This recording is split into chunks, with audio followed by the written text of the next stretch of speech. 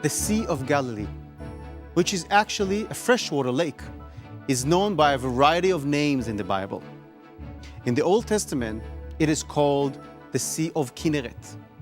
In Luke, it is called the Lake of Gennesaret, coming from the Greek version of the word Kinneret.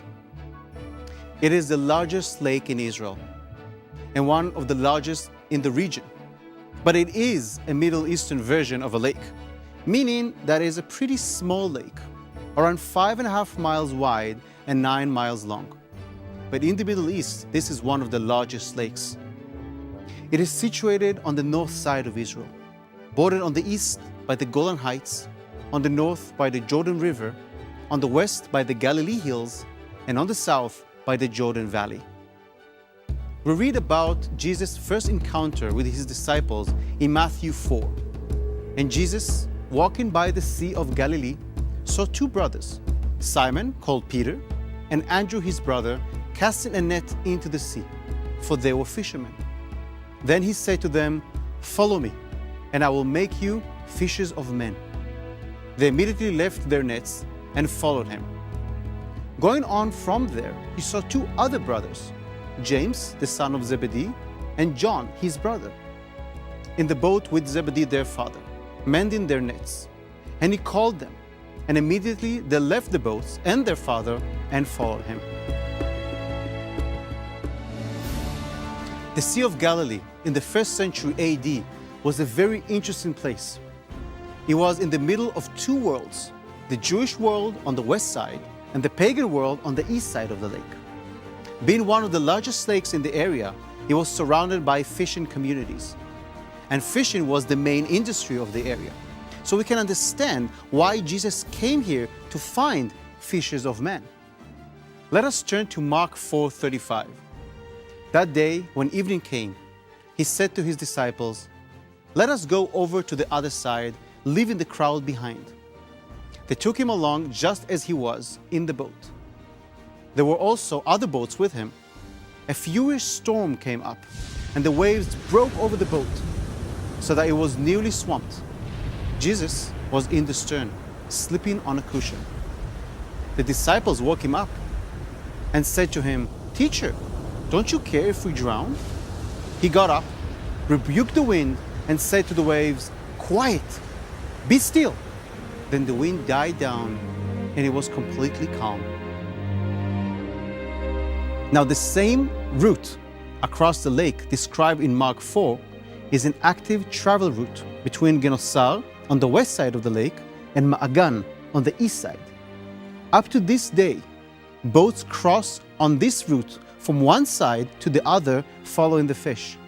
And every day in the afternoon, the east side of the lake becomes very stormy because of the winds. So today, when you sail on this east side of the Galilee, you will see the same storm as described in Mark. The story comes to life before your very eyes, and you can imagine the boat carrying Jesus and his disciples sailing along the same type of storm that you are witnessing. Today, at Gennesaret, you can visit an extraordinary finding. In 1996, the Israel Antiquities Authority found a fishing boat dating back to the time of Jesus. It was found intact in the water, which itself is a miracle, since wood typically disintegrates very quickly in fresh water. Today, you can see that same boat that sailed on the lake during Jesus' life. And that maybe, just maybe, is the same boat that we read about in Mark. And finally, we read about Jesus preaching at the Galilee in Luke 5. One day, as Jesus was standing by the lake of Gennesaret, the people were crowding around him and listening to the word of God. He saw at the water's edge two boats, left there by the fishermen who were washing their nets. He got into one of the boats, the one belonging to Simon, and asked him to put out a little from the shore. Then he sat down and taught the people from the boat.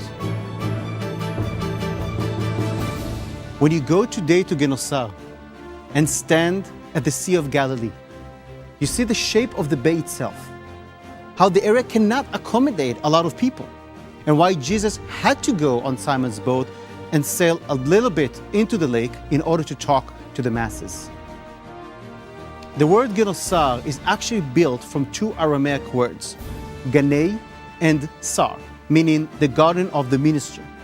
This refers to the very fertile land in the area, but is also an analogy for Jesus' ministry and the way he cultivated disciples from the most fruitful part of the land, the Galilee. So today, when you visit Genosar and you see the bay, imagine yourself standing there among thousands of followers and hearing Jesus preach the word from that small boat. Only in Israel, when the Bible comes to life.